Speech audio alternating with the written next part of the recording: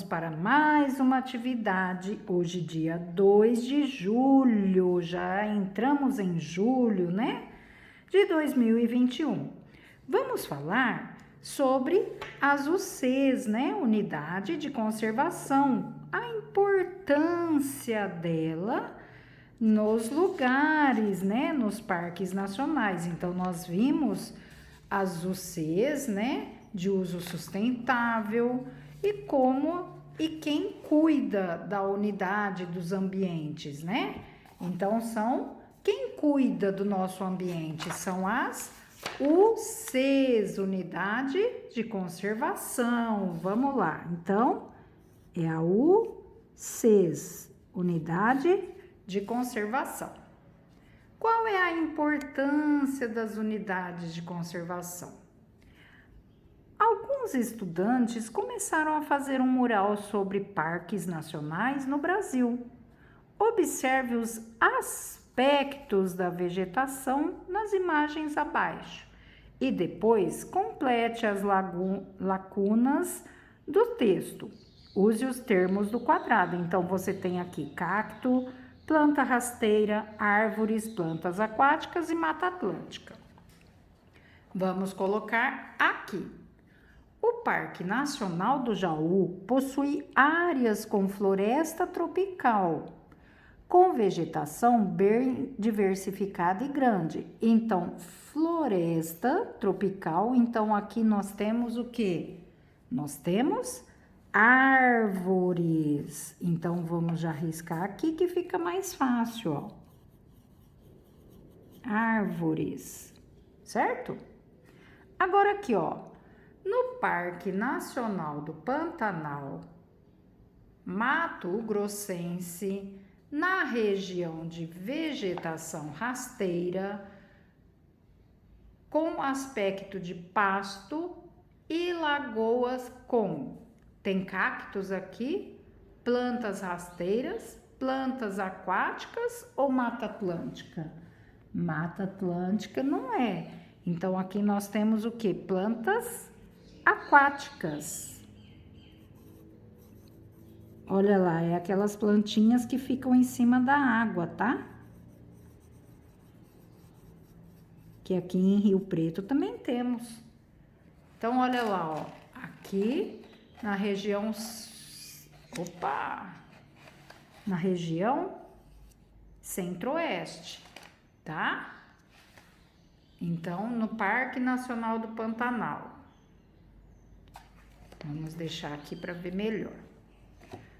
Agora, aqui na região sudeste, o que temos na região sudeste? Olha lá, na região sudeste, em algumas áreas do Parque Nacional de Itatiaia, há o predomínio de quê? Quem que é? Vamos riscar aqui também, ó. De cacto, das plantas rasteiras ou da Mata Atlântica? Sim, aqui, ó, essa região sudeste é onde tem a Mata Atlântica. Mata Atlântica. Com vegetação de aspecto exuberante, olha lá, é uma mata fechada, né? E no sul, o que nós temos no sul? Olha lá, no sul nós temos o Parque Nacional da Lagoa do Peixe.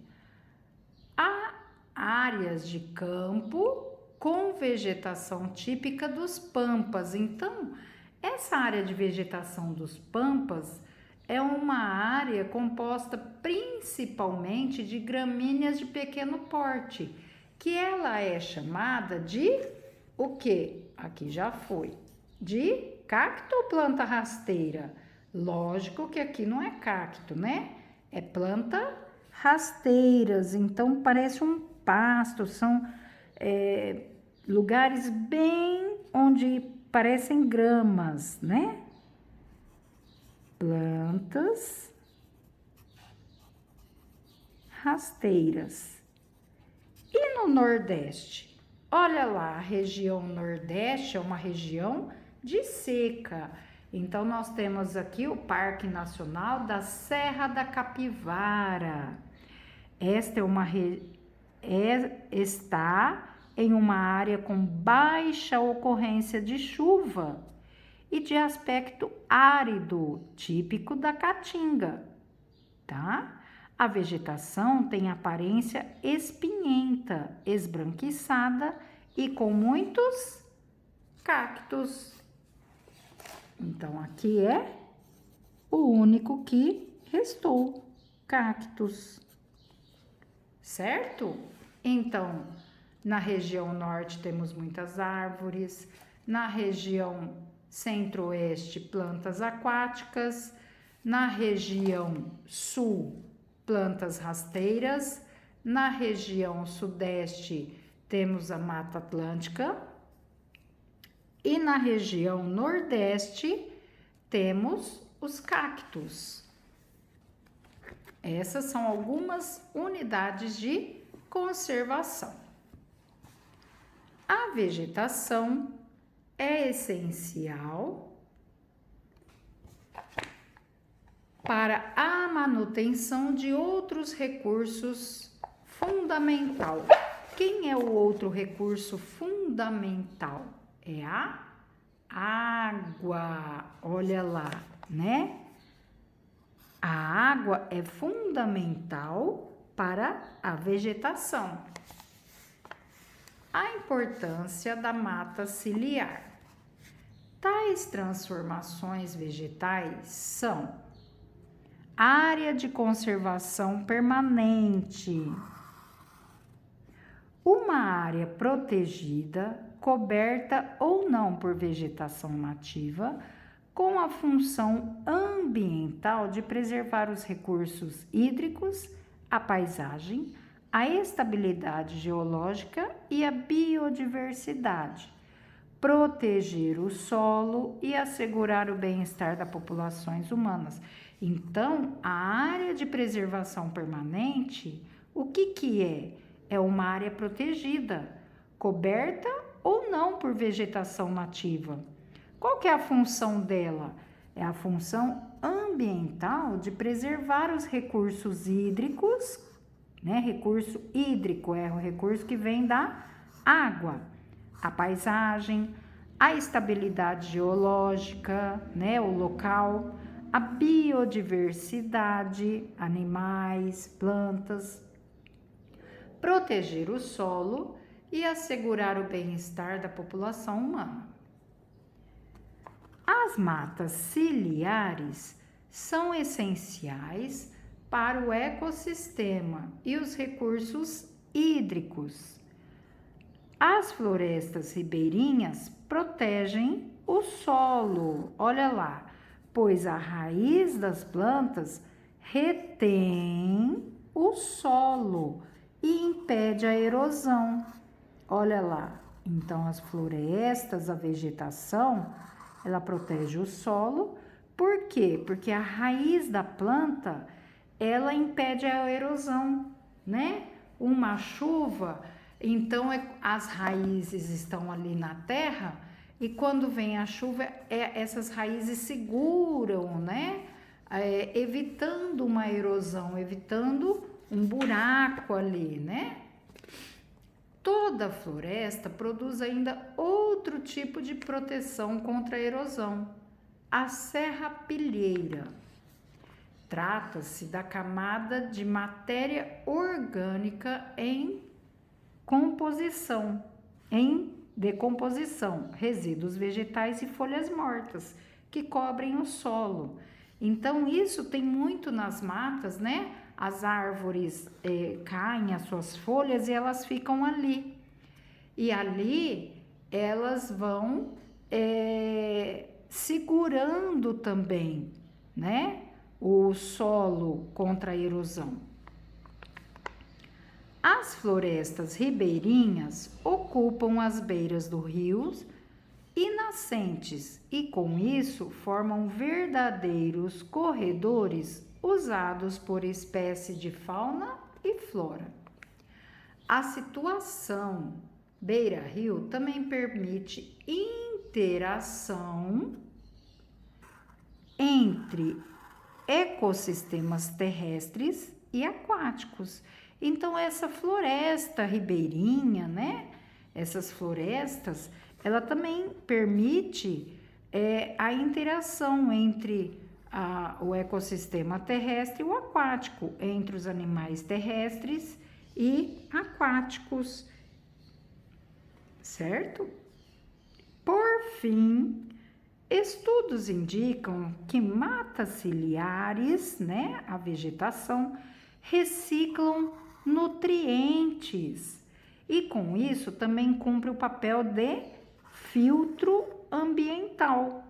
Então, a vegetação, né, ela também ela filtra o que? Poluentes utilizados nas atividades agrícolas.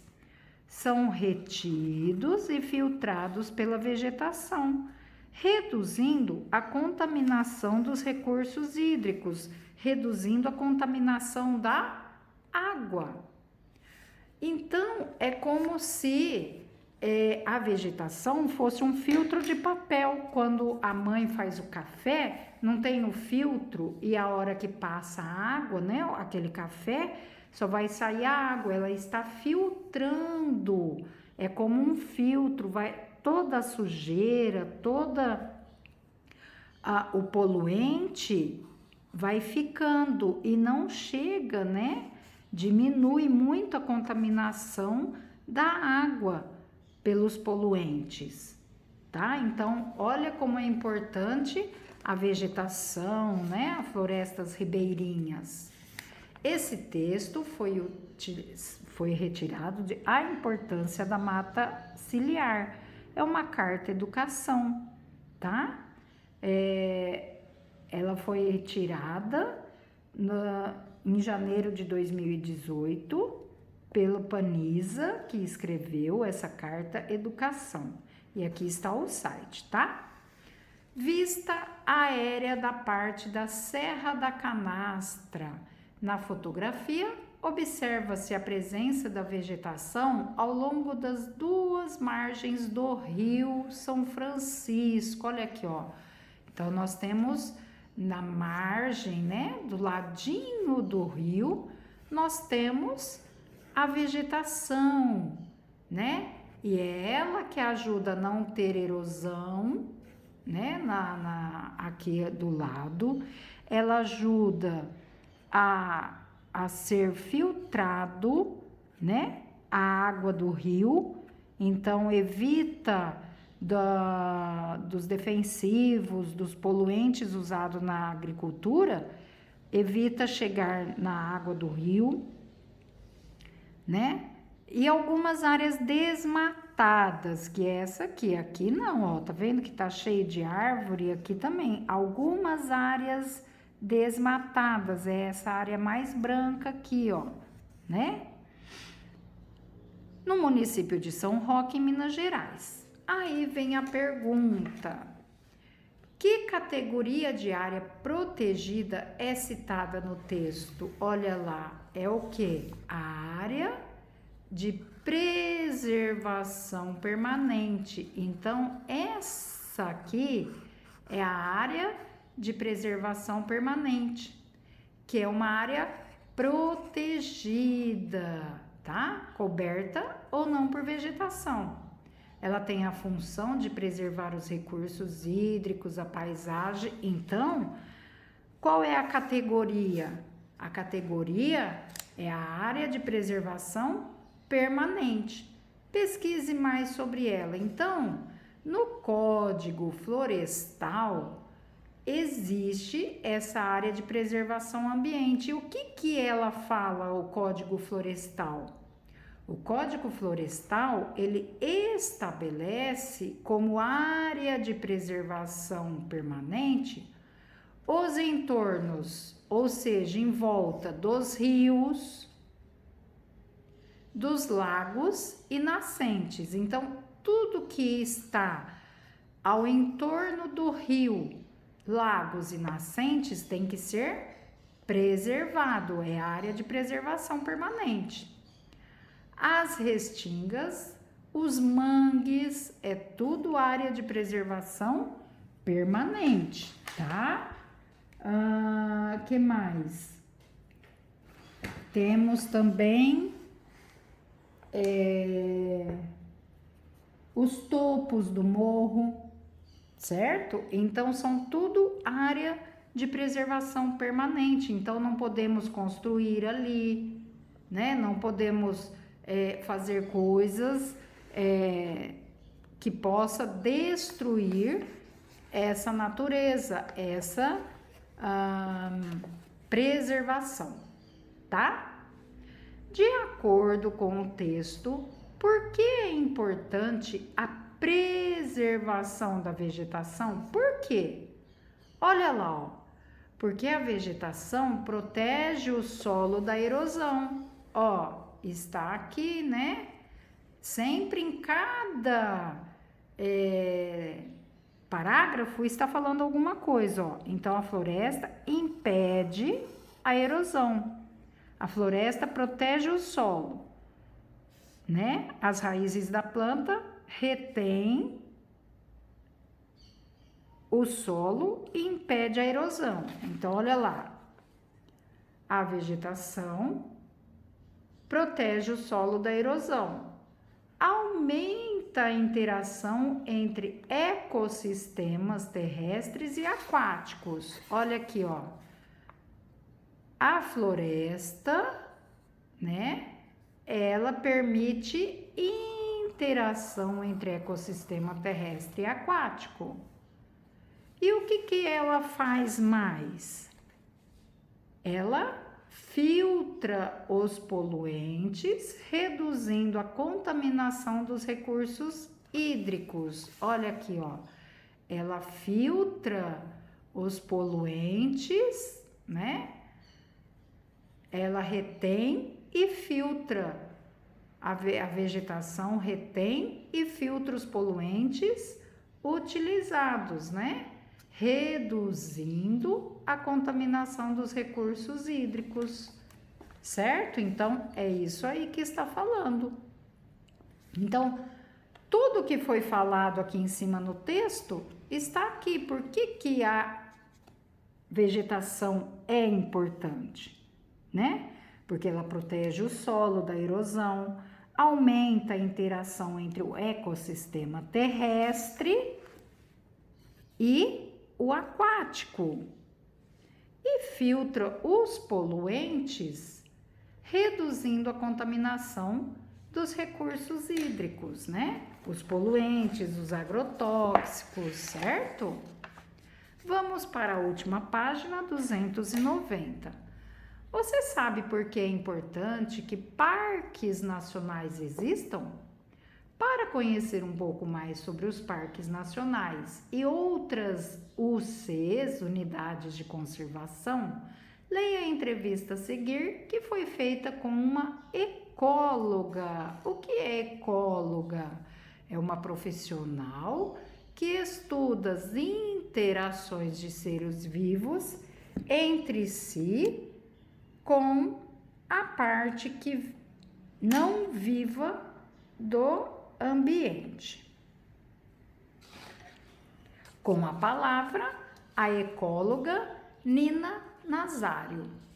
Você acha importante criar parques nacionais? Sim! A criação de um parque nacional pode o quê?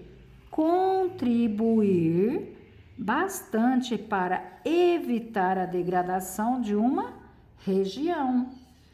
Nele são permitidos somente realização de pesquisa científica e o desenvolvimento de atividades de educação ambiental, de recreação, em contato com a natureza e de turismo ecológico. Então, ó, os parques nacionais são aqueles que você pode passear, tem a educação ambiental, né?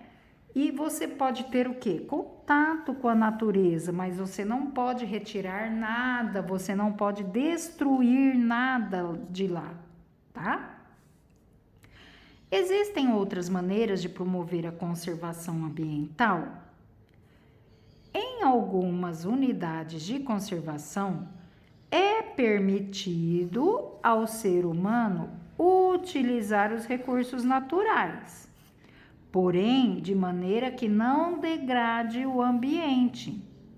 É aquilo que consideramos uso sustentado. Então, você pode ir nos lugares, fazer o uso dos recursos naturais, mas você não pode degradar o ambiente, você não pode destruir o ambiente. É o caso, tem um lugar que chama Capitólio, é um lugar lindo, você vai lá, você passeia, você usa o lugar natural lá, né? Mas você não pode destruir o ambiente lá, tá? É aquilo que consideramos uso sustentado. As reservas extrativistas e as reservas de desenvolvimento sustentável são alguns exemplos. Vejam, as reservas extrativistas é aquelas que nós já vimos aqui, ó. Reservas extrativistas são áreas reservadas em que o povo tradicional pode continuar trabalhando em harmonia com a natureza. Lembra dos índios? Eles moram lá na floresta, eles retiram de lá o seu sustento, mas o que? Em harmonia com a natureza. Eles não vão tirar um monte, eles vão tirar de acordo com o que eles usam, certo? O que é necessário para explorar recurso ambiental de maneira sustentável? É importante que ecólogos, outros cientistas e moradores da região trabalhem conjuntamente na criação de um plano de manejo. O que é o plano de manejo? É um plano de exploração de recursos que não degrade a área que se deseja conservar. Então, isso aqui é um plano, você pode explorar os recursos, mas não pode o quê? Destruir essa área, certo? Você tem que conservar a área sem destruir, mas podendo explorar, podendo retirar daquela área os recursos que ela tem, tá? Essa atitude é melhor do que proibir totalmente a exploração dos recursos de uma região? Na minha opinião, diferentes modelos de unidades de conservação podem ser válidos para diferentes situações. Por exemplo, existem pessoas que vivem há muitos anos em áreas que se pretende conservar e tirar seu sustento dos recursos dessas áreas. Esse é um problema de difícil solução. Não considerar a condição dos moradores da região pode levar à adoção de um modelo de conservação inadequado. Então, aqui você tem que trabalhar com as pessoas, né? Dar para elas, né? Elas podem tirar o sustento do recurso da área, mas com o quê? Com o pensamento de explorar o lugar, mas conservando ele, né? Tirando o seu sustento de acordo com o que pode ser tirado e não tudo de uma vez, porque aí você vai acabar, você vai degradar essa área, né? Então, ela tem que ser feita de acordo com a conservação adequada, né? As pessoas têm que estar cientes do que está fazendo, certo? De acordo com o texto, o que significa a expressão uso sustentado e plano de manejo? Então, plano de manejo é um plano de exploração de recursos que não degrade a área que se deseja conservar. E o uso sustentado? O uso sustentado é o quê? É permitir ao ser humano utilizar os recursos naturais, porém de maneira que não degrade o ambiente. Então, se você vê, os dois têm a ideia de não degradar o ambiente. Olha lá, aqui é não degradar a área que você está retirando, né? Conservar e deseja conservar. E aqui é para não degradar o ambiente ou toda a área, né? Certo? Então, aqui nós temos as diferenças, as expressões uso sustentado e plano de manejo, certo? Espero que tenham gostado um pouquinho mais sobre por que é importante as unidades de conservação, certo? Espero que tenham gostado. Até a próxima. Tchau, tchau.